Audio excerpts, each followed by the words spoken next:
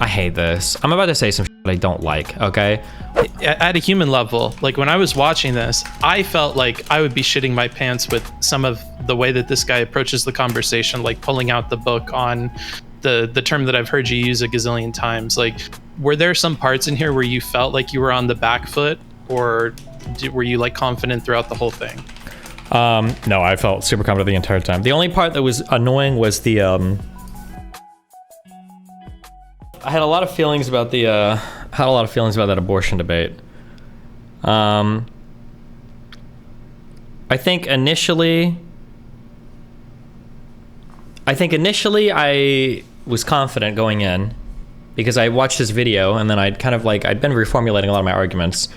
And then when he introduced himself, I got kind of nervous. I didn't realize did it say he had a master's in philosophy and theology and biology? Did I make that up? Or he had like 3 different master's degrees or something. And I'm like, oh, and I was like, oh God, I'm about to get crushed.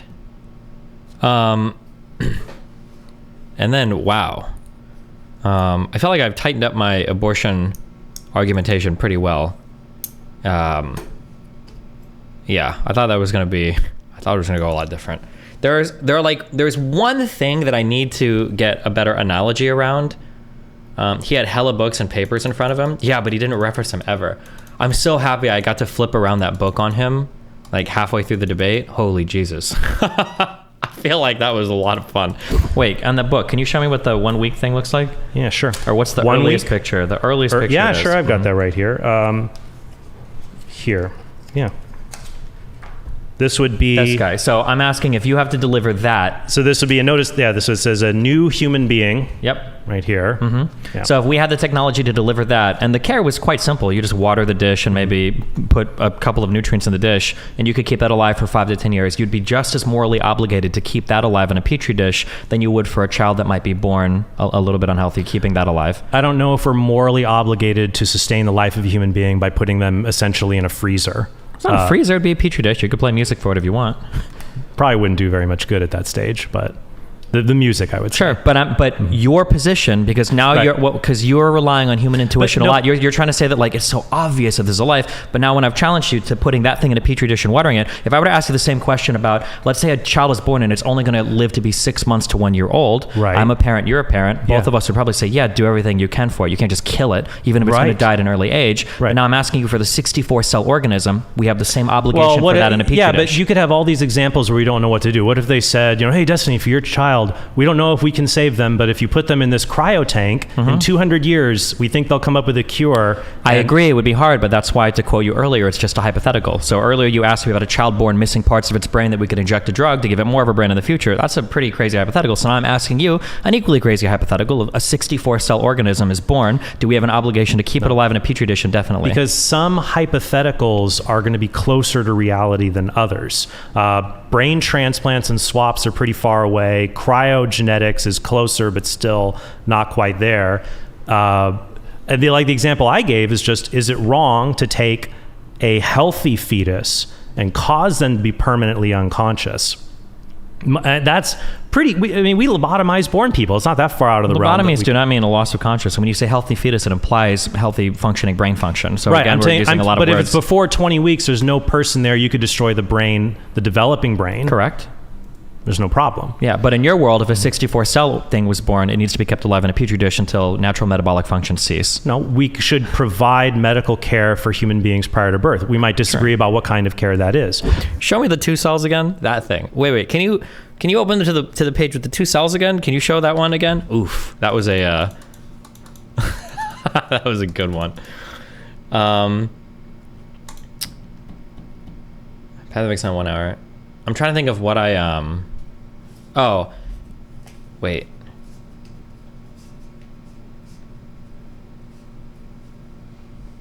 I'm trying to think of what there's one thing that's really hard to explain. We went back and forth on it for a while. I need like a snappier analogy for it. I'm trying to think of what it was.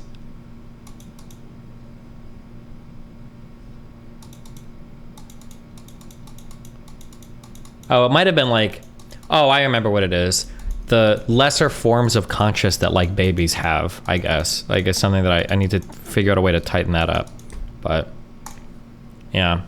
I will say something that I realized, I got really scared because I realized that he was going on his TikTok rampage is when he had like that 10 different questions that he wanted to ask me for his TikTok clips. I wouldn't be surprised he's already made them, where it's like, this is what he thinks. Would you infinitely corpse with no brain or a human baby, blah, blah, blah, like over and over and over again.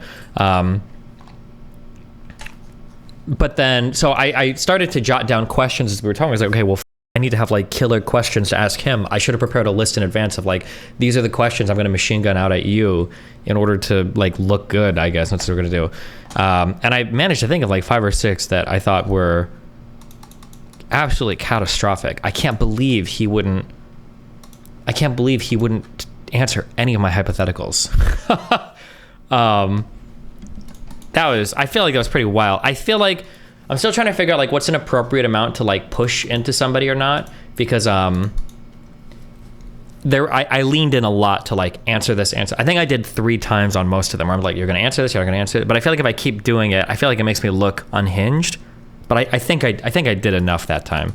But yeah, the Petri dish question, yeah, that was brutal that he wouldn't answer that one straightforwardly. The Petri dish one, would you charge a woman with double homicide? He wouldn't answer that one straightforwardly. That was really brutal. I had the piece of paper in my pocket and I lost it at the airport, but I'd written down 6 questions on that. I'd written down 6 questions on a piece of paper and I just kept going between those. I don't remember the other ones, but oof.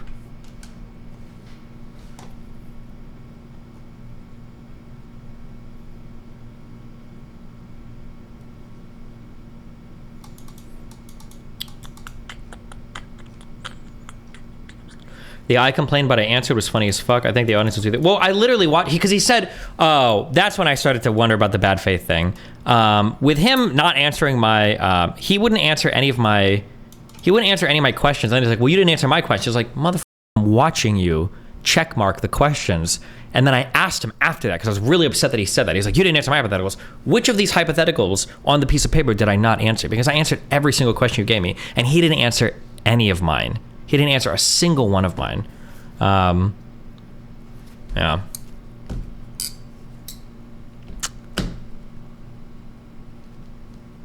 I wish I didn't lose that piece of paper. I don't know how I did. I dropped it in the airport somewhere.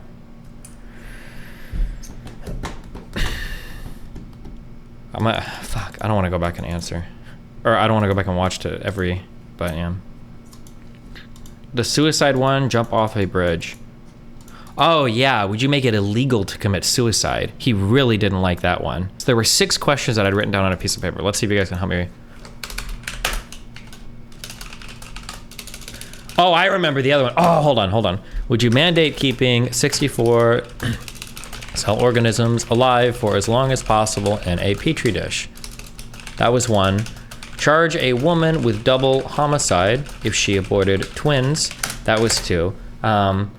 3, would you make it illegal in all forms to commit suicide? I remember 4. 4 was, would you mandate a criminal, it has to be, a criminal investigation for every single miscarriage? That was such a good question. Oh my God, that was a brutal question. And you wouldn't answer it. That was a really good one. I think I had 2 more questions. Oh, there might have been the one, would you keep persistent vegetative state people alive forever? Oh yeah, a 20-year-old who will never wake up on a feeding tube for 55 years. He said yes to that. That's true.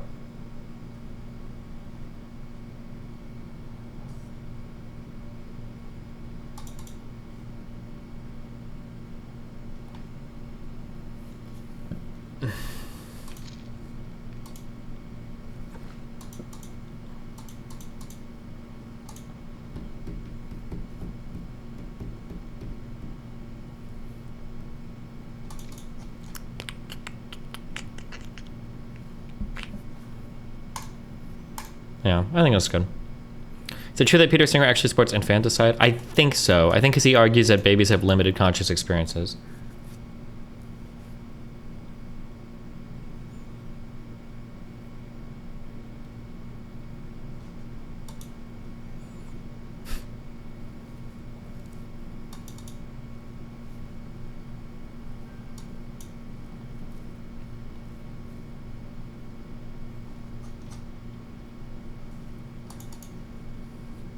Don't forget his bad faith steelman of you. Nobody can ever steelman the other side's arguments. My steelman of his argument was so good. He was such a good steelman. He was nicer than most, but I still feel like he was not moving with intellectual curiosity. I feel like he was running for my hypotheticals. Destiny, he responded to number 3 with yes. Would you make it illegal in all forms to commit suicide? No, he did not say that. His answer was, I wouldn't be in the business of judging who's allowed to live or who's allowed to. He wouldn't answer that with a straight question because I hit him back at the end and I was like, you are making that judgment by saying nobody's allowed to do it. You're mandating people to stay alive. His response every time was like, well, I wouldn't ever be in the business of saying some people. He wouldn't. No, yeah, he wouldn't do that. He wouldn't respond to that question directly. Or maybe he did, but if he did, it was after like 10 minutes of finally getting there. But he did that with a lot of them too. Like even with this double homicide thing, his answer wasn't like, yeah, she would get charged with double homicide. His answer was, well, different reasons why, there are lots of reasons why somebody killed somebody and maybe some blah, blah, blah. Like he starts bringing up like aggravating and mitigating factors and shit. And it's like, oh, well, hold on, that's not relevant to the question. Like, yeah.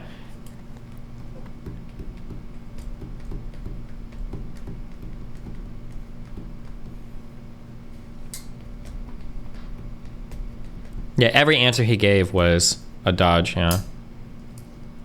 I think it was good faith, but he stayed away from areas that would destroy his worldview. Yeah, so that I thought about saying this at the beginning, but I didn't want to start off on a bad foot.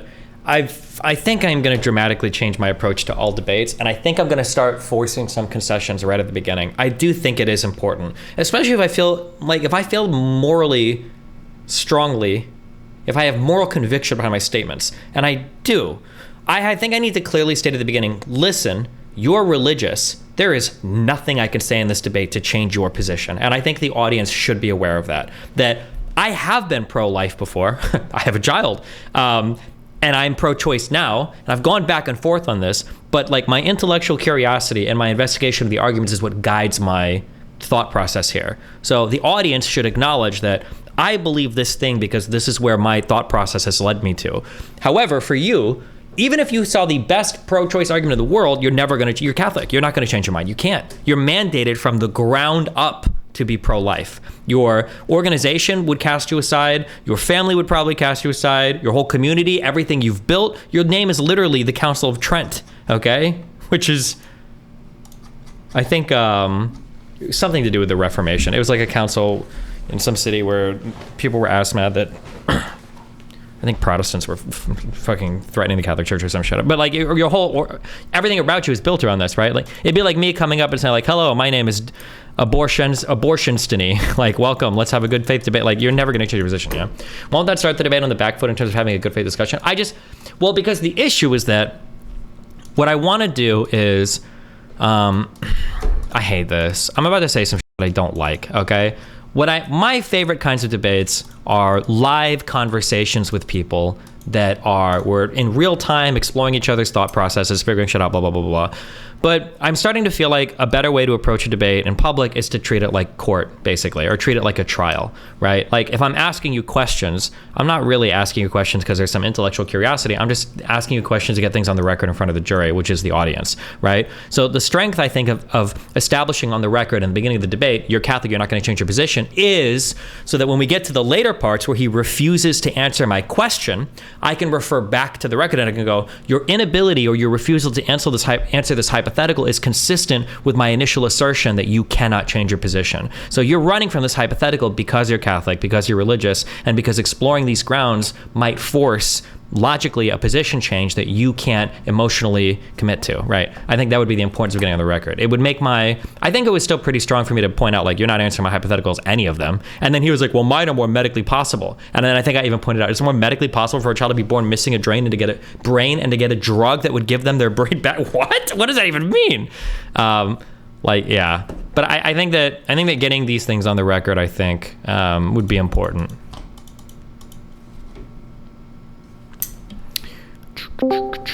Uh-oh. Can I ask one thing? Yeah, what up? So I don't know what the exact wording is, but this intuition loading thing that he immediately had a source for, did that shake your desire to keep using that in the future? Or do you think not at all. I don't think intuition pumping is... my understanding is... I had a guy that did philosophy email me this and break this down for me. I haven't read the original source, but the original source didn't necessarily seem to be contradictory of what I'm feeling was. My understanding is that an intuition pump is I'm using a word, and in a way, it kind of seems like I'm using this word just, oh, that's a word in a vacuum. But the reality is that word has an undercurrent of all sorts of intuitions that make you feel a certain type of way about it. So when I say, for instance, if we're talking about abortion, I'm pro-choice, and then I say, oh, so you're in favor of killing babies, right? A baby is not, when the baby is brought to mind, we're thinking of like a small child, vulnerable, nestled in a mother's bosom, like just born, or like a 6-month-old, toddler. Like that's what we think of babies. And I was like, man, you want to kill that? That's actually barbaric. In my opinion, that's like an intuition pump, I think. And it what it tries to do is it tries to skirt the factual, logical, like the hard logics of a problem, and then it just tries to pump a whole bunch of like intuitive feelings about a particular subject to make you feel a certain type of way about the argument. Yeah. Gotcha. And maybe this is just my interpretation, but I feel like it could make you seem a little bit scared of like the optics of the arguments that you're making if you're not willing to like let him use baby without like flagging the play in this way that like most people will have never heard of before. Same with like mentioning like, oh, I can't convince you in this because you're bought into it or whatever. It feels like defeatist, and I feel like it could kind of shake the way that people are looking at you. Do you think the same or I opposite? Totally disagree. For me to point out at the beginning of a conversation, hey, this guy's Catholic, this guy is completely bought into this or that, and I think he's got less wiggle room than I do. No, I think that's a totally fair statement. I think most honest people and people in the middle will look at that and be like, yeah, that's true. Like, I think even he would acknowledge that. I don't think people look at that and be like, oh, Destiny's being Weasley because he's showing that the other guys are religious and has less flexibility in his arguments. I think that's fine. Yeah, I'm thinking more like people who might not have seen you before, or people that are kind of more sympathetic to his side, because it kind of reminds me of like when Mr. Girl is like, whatever you tell me, I don't really care because I think that you're lying about this thing. It makes the whole conversation kind of seem moot. And I think in both of these abortion debates, they were like, yeah, but well, then why are we having this? There's a difference on the type of evidence there, though, right? I'm not claiming that his position is unchangeable due to mind reading. Like if I was to like, I don't think you're going to change your position because I don't think you're good faith. That's one thing. But if I were to say you, the person who's named at the Council of Trent, which is named after like a Catholic, convening to respond to, Protestant Reformation accusations of the church or whatever, right? I think that you're really bought into Catholic ideology, you who are avowedly Catholic, and I think it would be really hard for you to admit that I have good arguments because you're Catholic and it almost mandates a pro-life position. I think that's totally fair to point out. I think it's as much a kill shot if I was arguing with, not a kill shot, but if I'm arguing with somebody who's like, I'm here to debate climate change today, and I were to say, okay, we can debate that, but I just want to point out, you stated in your last YouTube video that you got paid $50,000 by ExxonMobil to defend like fossil fuels, correct? I think that's totally fair to point out. I don't think people will see that and be like, wow, like Destiny's so bad faith, Yeah, I guess it's kind of up for interpretation because you're going back to like a meta level of the argument, and it is kind of like an overarching thing they can't really defend against. So, but that's his fault. He's putting himself in that position, right? He's the one that's bought into an ideology that allows less intellectual flexibility. Yeah, though if you go back to your history, the way you were talking about introducing that at the beginning of the conversation, I think the same things could be said of you, but you ended up changing your mind. Like you had this Catholic upbringing, and that probably had a big influence on being like anti-abortion and et cetera, but you ended up coming around. Yeah, but that's because at all points in time, like I am Stephen Bunnell first. Like that is the thing that, I mean, you laugh, but like my channel has never been like, I am Catholic. This is Catholic Destiny, or this is Democrat Destiny, or this is Progressive Destiny. Like I'm as cringy as it might be to say, I truly am an individual, and that's where most of my opinions come from. And I think I've got a diversity of political opinions that have evolved over time, like pretty dramatically, and I think I can show that with my record, whether it's Rittenhouse, whether it's arguing trans debates, whether it's arguing, whatever. Like, yeah, I think I've earned the right to say that, I think, at this point, yeah. Yeah. So I do agree my positions have changed, but I've never been like, I am pro-life streamer Destiny or whatever. I'm like part of a political group or ideology that mandates these, tenets of beliefs, and now I must adhere to them. I don't think I've ever done that before. Yeah, like your whole branding is about following the arguments as opposed to like, tying your boat to some ideological monolith or something. Mm-hmm. At a human level, like when I was watching this, I felt like I would be shitting my pants with some of the way that this guy approaches the conversation, like pulling out the book on the term that I've heard you use a gazillion times. Like, were there some parts in here where you felt like you were on the back foot, or were you like confident throughout the whole thing? No, I felt super confident the entire time. The only part that was annoying was So this is what I said I need a snapper analogy for. The one thing that was troublesome was trying to define how a baby's consciousness is more similar to an adult human's consciousness than like a baby's consciousness is less than like a dog's consciousness. I need like a snappier way to navigate that conversation because we get like really muddied in that. But otherwise, I think that I felt incredibly confident at every point in this conversation. I don't think he made a single argument where I was like, oh God, I've never heard that before ever. And I think there were several times where he stumbled in really bad ways where I think intuitively he actually did agree with my position. Fuck, I wish I could remember. There were a couple times where I asked him, because there were a couple times where he was like, there was one time where he was giving a long chain of an argument, and at the end he said something like, oh, so we would know that like once this person is dead because the brain activity has ceased. And I stopped him and I was like, wait a second, when are they dead? Like, because he did a couple things, and then he had to go back and he had to kind of like redefine or rerun what his argument was because he was stepping into my argument, which I believe intuitively I think is probably correct. That's why I believe in it, obviously, but yeah. And like to explore this thing, like I'm not anti-abortion or whatever, but like I do feel like it is arbitrary, the cutoff line where life starts and whatever. And sometimes when you're making analogies and stuff where you say like, and this person is never ever going to come back from being brain dead or whatever, I feel like that's kind of the problem, is that you don't know. And you guys jump back and forth between hypotheticals where you do know that something is going to happen and you don't, but it doesn't feel like you're underscoring that as much as... The hypothetical is to test the moral principle. The policy position would be our best approximation of the moral principle, right? Like, we do this in real life all the time. If somebody's going to consent to sexual activity with an adult, then that person needs to be of sound mind to do so. Now, morally, what does that mean? It means that there's some minimum level of brain development and some minimum acquisition of life experiences. But policy-wise, what does that mean? We slap an 18 years old on it. There are some kids that are 14 that can probably adults and be fine. And there are people that are 25 years old that probably aren't mature enough to have sex yet, right? But we say 18 is about the age we're going to go with. That's when you can sign contracts. That's when you can buy houses. That's when you can take student loans. That's when you can do all this shit or whatever. But like the reality is there's going to be some people that can do it earlier. There's going to be some people that can do it later, but the policy is going to be different than the moral position, right? And what's the cutoff for you being chill with like killing babies? Like, where's the line there? I think that you have to be, when it comes to cases of murder, or I shouldn't say murder, killing, I think you have to be incredibly careful. That's why the two numbers that I've seen scientifically are 24 to 28 weeks and 20 to 24 weeks. So I start at like 20. I just say at 20 weeks, you should probably say no abortions allowed, basically. But isn't there a problem there that like deferring to like medical ideas about stuff gets farther away from like what are really the roots of like your moral beliefs about the thing? No, the moral belief is that the moral belief, the way that you track the moral belief in reality is through scientific investigation, right? So the moral belief might be we preserve consciousness, but the scientific investigation is when does consciousness begin, right? The scientific investigation can ask questions of like who, what, where, when, how, or whatever, but the why comes from philosophy. So like we need to, this is what we're protecting, but now we're going to use science to figure out like when that thing exists or whatever, if that makes sense. And how would you square that away with like, I feel like science doesn't have very good answers about like consciousness, like jumping from like qualia to like what is that actually? Mm-hmm.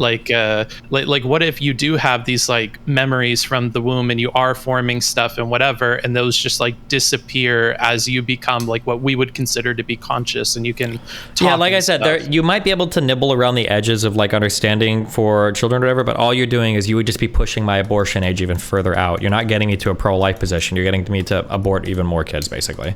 Is it like, let's say you could like that? I think that's Peter Singer. The most extreme form of that is he's okay with like aborting children up to like 3 months, 6 months, 2 years, like after they've been born. I think is because he says their conscious experience is incredibly inhibited. But that's the direction you'd be pushing me, not like further in the pro-life direction. And how inhibited would you like allow the ending of life? Like how inhibited does it have to be? I have no idea. That'd be really hard to define. Even approximately, that'd be pretty difficult. Because I feel like there's a similar gradient, but in the opposite direction of being a baby and a fetus and whatever. But it seems like to solve that, you go to the medical stuff, and I guess that's helpful for that. Mm-hmm. Interesting. And if there was like a scientific paper that came out where like maybe kids that are able to talk at a really young age, like maybe 1 or 2, and they're talking or referencing things that seem to indicate that they were conscious or aware when they were in utero, like would that change your position? Yeah, theoretically, yeah. Interesting. Okay. because I feel like that might be like when you were talking about giving concessions earlier or whatever, and like getting that on both sides, that might be something interesting to bring up. Maybe, but against him, I wasn't going to make any concessions because he wasn't even willing to deal with a single one of my hypotheticals. So why would I?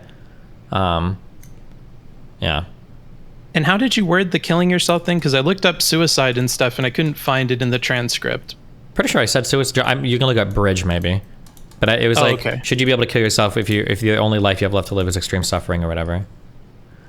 And as far as things to look out for... Real quick, I'm sorry. Let me just read the bottom of this email. This guy emailed me 9 days ago, and I stole some of my arguments from this email I thought were pretty good. A single cell is not a human being for any practical purpose. That is insane. Do they think Henrietta Lacks is still alive? That would be a great hypothetical if you can get them to defend it. If they say it's unnatural or something, there's a dog cancer that exists in nature that's basically the same thing.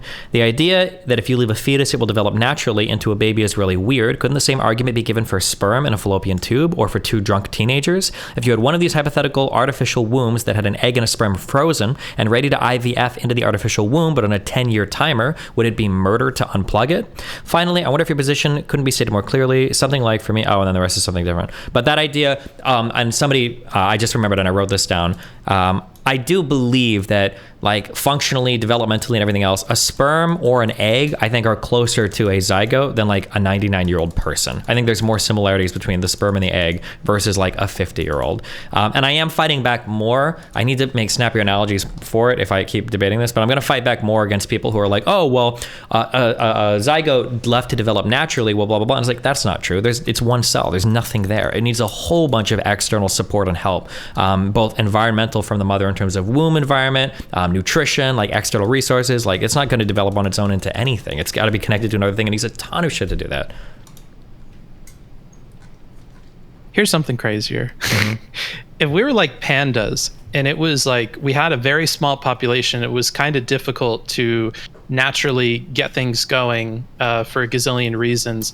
Do you think you would be more in favor of looking at things that way, where like, yeah, we should probably be protecting these eggs and doing our best to like get them impregnated and whatever, and like you start valuing that life more because the odds of it eventually turning into something are low or whatever? Like, does that change things at all? Kind of crazy. I mean, you might value the potentiality a lot higher, right? Like, I think there's something to be said for valuing potentiality. I think you can value it. It's just not the same as a person. But I mean, you can still value it. That might be a good concession to give. It's not. I'm never giving a concession, but I already made this statement in the debate where it's like, yeah, if somebody gets killed or if somebody kills your 16-week fetus, I think it's okay to feel like you've been deprived of a child. That's true, you have been, but they didn't murder a child. The analogy that I gave in the debate is if I steal $10,000 from you when you're 20 years old, when you're 25 or 30, you might feel like, fuck, I could have $20,000 or $30,000. That's a totally fair statement to make because of what it would have grown at with interest. But I didn't steal $30,000 from you. I stole $10,000.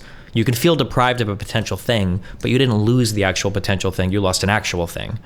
Oh, so when they frame things as like killing baby, what is the way that you prefer that they would word it so it's not loaded? Would it be depriving child? Because that kind of sounds better. It depends on the interlocutor, basically. I really don't mind the phrasing. It just depends on what he's doing. So, like, for instance, when he had his list of things, he was farming clips, right? So if he's farming clips off me, of course, I'm going to start to take issue with how he's phrasing it. But like, if Pisco comes in here and he's like, okay, so do you think it's okay to, if Pisco were to ask me, do you think it's okay to kill a baby at like 10 weeks? I'd be like, yeah, probably, sure, that's fine. I think that abortion is okay. But if Trent were to ask me, is it okay to kill a baby? I'd say, hold on. Kill implies like termination of usually like a life. We don't say kill hair or kill a skin or kill a finger. And baby implies like I'm going to fight on those words because the way that he's loading those or intuition pumping those is going to be a lot different than like if Pisco asks me, where he's generally coming at it in better faith because he doesn't have a TikTok account yet. And I agree that's reasonable, but to get back to the fear thing, like you are afraid of the clips, you know, and if you don't like afraid, we could not use it, but it kind of comes off that way, like very defensive. I'm trying to avoid, yeah, of course, I'm defending the optics of my argument as much as I can, yeah. Okay. Because he's only fighting me on an optics level at that point. Like of course I have to. Like when he's asking me these 10 or 15 questions, he already knows he's treating it like a trial. right? We're in court and I'm being, you know, crossed, and he's got like his 15 questions. Is it true that on this night you were in this place? Is it true that you have a knife that matches his description? Is it true that this and that, right? Assuming I'm not putting the feather out, right? Like he's examining me and he's asking these questions. He knows the answer. It's not like he's asking those in good faith because he's curious what my answers are. He already knows what all my answers are. So if he's gonna fight on that battle there, well then of course I've got to return fire, right? I go like, okay, I'll answer this, but you need to be aware of this and that and that. Like that's the level that we're fighting on, right? Gotcha. And do you have the same mindset of trying to farm clips and stuff when you're in there? Not until halfway through the debate, after he did that to me, then I started to think more of like, okay, well, what are questions that I need to be asking him that I need to force him to either answer or force the audience to realize he's unwilling to answer them? Yeah. And if you were to compare this to the conversation you had with the two ladies, like which conversation did you like more, or what do you feel like the differences are?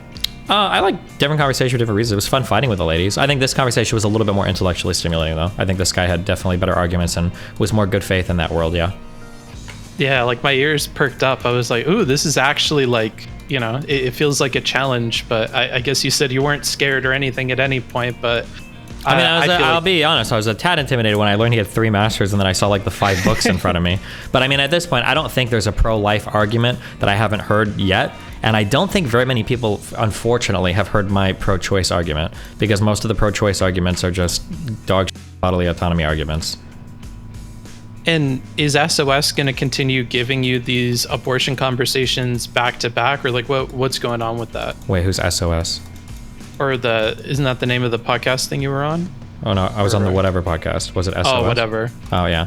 Oh, you're thinking Saucecast. Oh, I don't know. I have no idea. They said that the Leela person wants to debate one more time. Maybe I will, but I'm on like my mind right now is like on a history binge. I'm like reading a bunch of random shit on planes and stuff now. That's where I'm like World War II, World War I is like where my brain is. So it'd be nice I just have to find people who want to debate the stuff that aren't just JQers. But maybe I'll start jumping into JQ shit. I don't know. But I also want to unplug from the Red Pill world, and that's where all the JQ shit is right now. So I don't know. Who knows? We'll see. And the lady you're talking about, was that the... All right, I'm going to look awful, but is that the skinnier lady? Or is it... Yes, the nicer lady. Okay. Because she sounded really smart, especially on her own. I saw her follow-up thing, and so that would be a cool conversation to see. Mm-hmm. I think it would be more like this dude. Yeah, maybe, yeah. But do you still feel the need with a return conversation to make clear that she's not going to change her ideology because of her organization stuff? Or do you feel like you would go into it differently because you talked to her before? No, I think I need to make these things clear at the start. Gotcha. Mm-hmm. And sort of off topic, but do you feel like it's beneficial to have some kind of like off-screen conversation prior to going into the debate, or do you prefer just doing it all live? No, I'm okay doing it live. Okay. All right. Well, that's all my stuff. I'll watch it and take notes and stuff because I feel like this was a really cool one. Yeah, I look forward to you talking to that lady because she seems really smart. Mm-hmm. Okay. Have a good one. I love you, buddy. Be careful. Bye. Bye. See you next time, bucko.